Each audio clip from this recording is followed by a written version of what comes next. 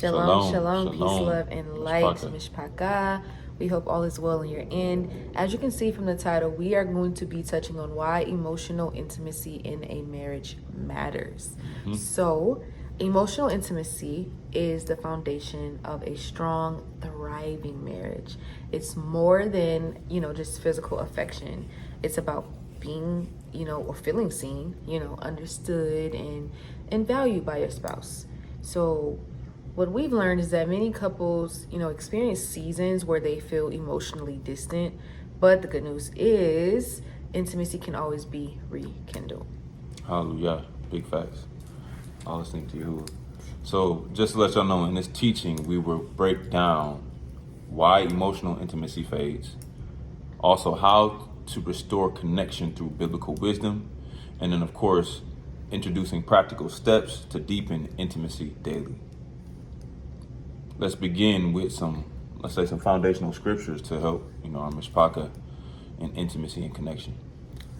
Okay, so the scriptures emphasize unity, right? Communication and love in a marriage. Emotional intimacy is not a luxury, it's a necessity for a godly, that is, a yali, thriving relationship. Hallelujah. Hallelujah. So, number one, marriage is a reflection of Yahuwah's love. In Genesis 2, it says, "Therefore shall a man leave his father and his mother, and shall cleave unto his wife, his Isha, and they shall be one flesh."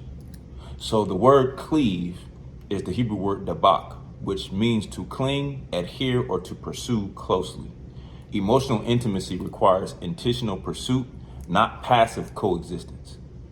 Number two, communication and understanding builds intimacy. It does. Proverbs 18, it says, "Death and life are in the power of the tongue, and they that love it shall eat the fruit thereof," which means words can either build connection or create distance. Emotionally intimate couples, they speak life into each other. And love must be expressed through actions. 1 John 3:18 says, "My little children, let us not love in word, neither in tongue, but in deed and in truth." Yeah. Emotional intimacy is not just about saying, "I love you," even though I love you, Papa. I love it. It is about showing love through presence, attentiveness, and care. And to touch on why emotional intimacy fades in marriage, one is due to life's responsibilities. Life's responsibilities overwhelm the relationship. That's work, children, ministry, which we know a lot about that. And daily tasks. It can pull couples apart if time for connection is not prioritized. There's also unresolved conflict, that creates distance. When we hold on to hurt silently and avoid deep conversations, it can lead to emotional withdrawal. There's the lack of intentionality in communication, right? So many couples talk logistically, about bills and schedules, but not emotionally, about fears and dreams and struggles.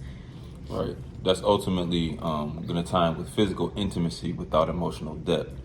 So ultimately, physical connection is important, but without emotional bonding, it can still feel empty. Yeah. Spiritual disconnection affects emotional intimacy. If one or both spouses are disconnected from Yah, it'll reflect in the marriage. So here's how you can rekindle emotional intimacy in marriage. So number one, prioritize daily emotional check-ins. So in James chapter 1, it says, "Be swift to hear, slow to speak, and slow to wrath." So what we do is, to practically apply this, we would set aside at least 10 to 15 minutes daily, undistracted, to share, one, highs and lows of your day, two, what you're grateful for in each other, and three, any worries or emotional burdens that you're experiencing. Yes, I love this. You also have to speak each other's love language. The biblical principle to this is found in Philippians 2, when it says, "Let each of you look not only into your own interests, but also to the interests of others." Right? So you have to discover your spouse's love language, words of affirmation, physical touch, quality time, acts of service, or gifts, and intentionally express love in their language daily.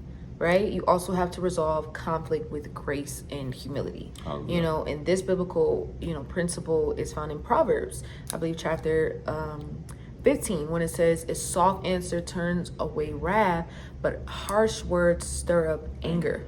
So I want to introduce to you these practical steps. It's called the LUV method, and it has been tremendous in our marriage. So the L stands for listen actively without interrupting, right? The U stands for understand by repeating back what your spouse is expressing. And the V is to validate their feelings before responding. So this is a method that, we want to introduce you to in order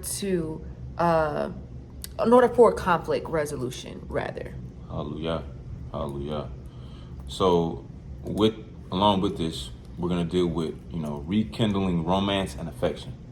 So the biblical principle for this would be found in Proverbs 5, where it says, let your fountain be blessed and rejoice with the wife, the Isha of your youth.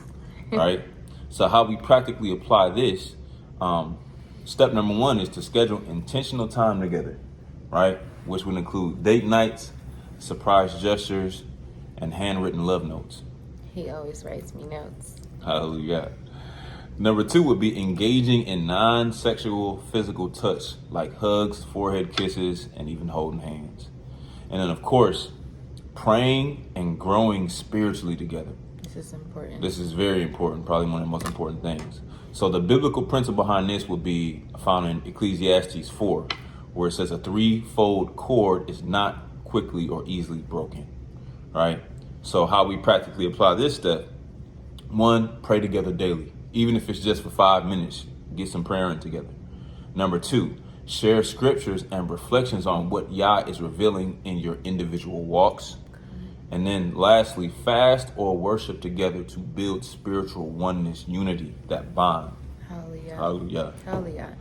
And so just to, continue to encourage you all and give you hope, there are some signs that emotional intimacy is being restored.